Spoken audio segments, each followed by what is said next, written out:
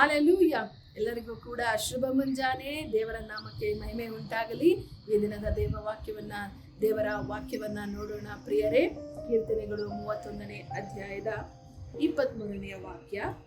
ಭಕ್ತರೇ, ನೀವೆಲ್ಲರೂ ಯೆಹೋವನನ್ನು ಪ್ರೀತಿಸಿರಿ, ಆತನು ನಂಬಿಗಸ್ತರನ್ನು ಕಾಪಾಡುತ್ತಾನೆ, ಅಹಂಕಾರಿಗಳಿಗೆ ಚೆನ್ನಾಗಿ ಮುಯ್ಯಿ ತೀರಿಸುತ್ತಾನೆ.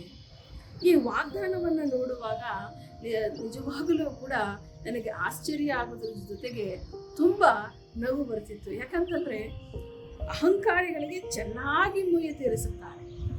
ಈ ಲೋಕದಲ್ಲಿ ಹುಡುಕುವಾಗ ಯಾರೊಬ್ಬರೂ ಕೂಡ, ಯಾವ ಮನುಷ್ಯನೂ ಕೂಡ ದೇವರ ಮಹಿಮೆಗೆ ಯೋಗ್ಯನಾಗಿಲ್ಲ ಅಂತ ಹೇಳಿ ದೇವರು ಹೇಳ್ತಾರೆ. ಕ್ರಿಸ್ತನಲ್ಲಿ ಇರುವಂತಹ ನಾನು ನೀವು ದೇವರ ಒಂದು ಭಯದಲ್ಲಿ ನಡೆಯುತ್ತಿರುವಾಗ ನಮ್ಮ ಜೀವಿತದಲ್ಲಿ ಅನೇಕರನ್ನ ನಾವು ನೋಡಿರ್ತೇವೆ.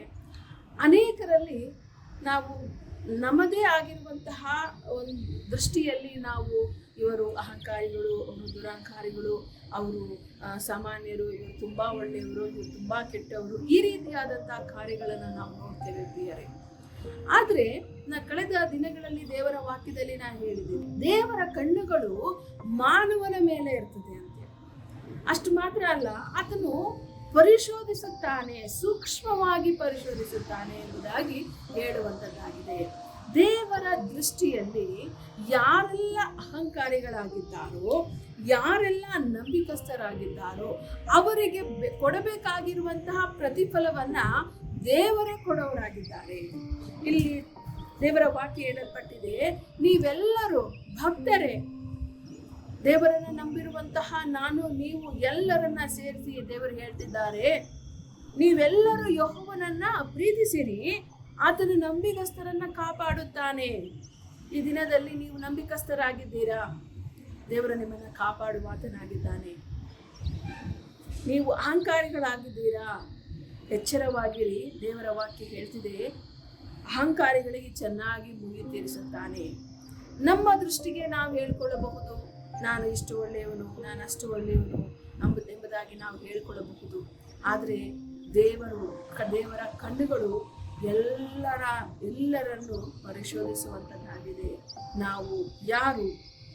ನಾವು ನಂಬಿಕಸ್ಥರಾಗಿದ್ದೇವಾ ಅಥವಾ ಅಹಂಕಾರಿಗಳಾಗಿದ್ದೇವಾ ಎಂಬುದಾಗಿ ದೇವರು ತಿಳಿದುಕೊಳ್ಳುವ ಆತನಾಗಿದ್ದಾನೆ ಪ್ರಿಯರೇ.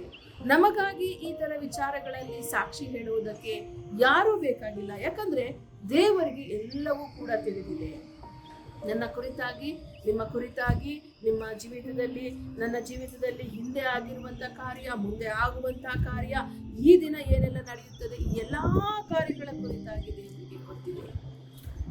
ಅದರೊಟ್ಟಿಗೆ ನಾನು ನೀವು ನಂಬಿಕಸ್ಥರ ಅಥವಾ ಅಹಂಕಾರಿಗಳ, ಅದು ಕೂಡ ದೇವರಿಗೆ ಗೊತ್ತಿದೆ ಪ್ರಿಯರೇ.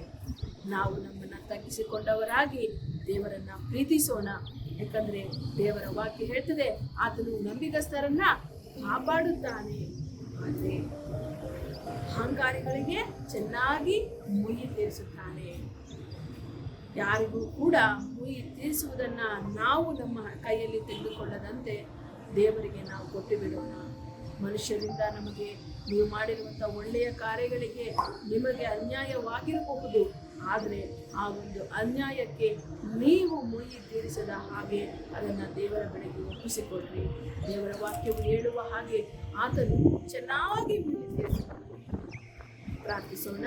ಸ್ತೋತ್ರ ಸ್ವಾಮಿ, ಕರ್ತನೇ, ಈ ದಿನವನ್ನು ಕೊಟ್ಟಿದ್ದಕ್ಕಾಗಿ ನಿಮಗೆ ಸ್ತೋತ್ರ ಮಾಡುತ್ತಾ, ನೀನು ಕೊಟ್ಟಂತಹ ವಾಗ್ದಾನಕ್ಕಾಗಿ ನಿಮಗೆ ಸ್ತೋತ್ರ ಮಾಡ್ತೇವೆ. ಅಪ್ಪ, ನಿನ್ನ ವಾಕ್ಯ ಹೇಳಲ್ಪಟ್ಟಿದೆ, ಕರ್ತನೇ, ನೀವೆಲ್ಲರೂ ಯೆಹೋವನನ್ನ ಪ್ರೀತಿಸಿರಿ, ಆತನು ನಂಬಿಕಸ್ಥರನ್ನ ಕಾಪಾಡುತ್ತಾನೆ, ಅಹಂಕಾರಿಗಳಿಗೆ ಚೆನ್ನಾಗಿ ಮುಗಿ ತೀರಿಸುತ್ತಾನೆ ಎಂಬುದಾಗಿ ಕರ್ತನೇ, ನಮ್ಮ ಹೃದಯದಲ್ಲಿ ಎಲ್ಲಾದರೂ ಕರ್ತನೆ ಅಹಂಕಾರವು ಸ್ವಾಮಿ ಇರುವುದಾದಲ್ಲಿ ಕರ್ತನೆ ಅದನ್ನು ತೆಗೆದು ಹಾಕು. ಕರ್ತನೆ, ನನ್ನ ಸಹೋದರ ಸಹೋದರಿಯರಿಗಾಗಿ ನಾನು ಪ್ರಾರ್ಥನೆ ಮಾಡ್ತಿದ್ದೇನೆ. ಎಲ್ಲರೂ ಕೂಡ ಅಪ್ಪ ನಿನ್ನನ್ನು ಪ್ರೀತಿಸಿದವರಾಗಿ ನಂಬಿಕಸ್ಥರಾಗಿ ನಡೆದುಕೊಳ್ಳುವಂತೆ ಕೃಪೆ ಮಾಡುತ್ತದೆ.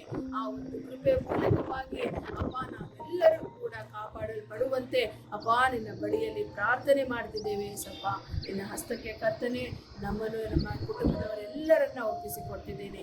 ಈ ಕಾರ್ಯಕ್ರಮವನ್ನು ನೋಡ್ತಿರುವಂತಹ ಪ್ರತಿಯೊಂದು ಕುಟುಂಬದವರನ್ನ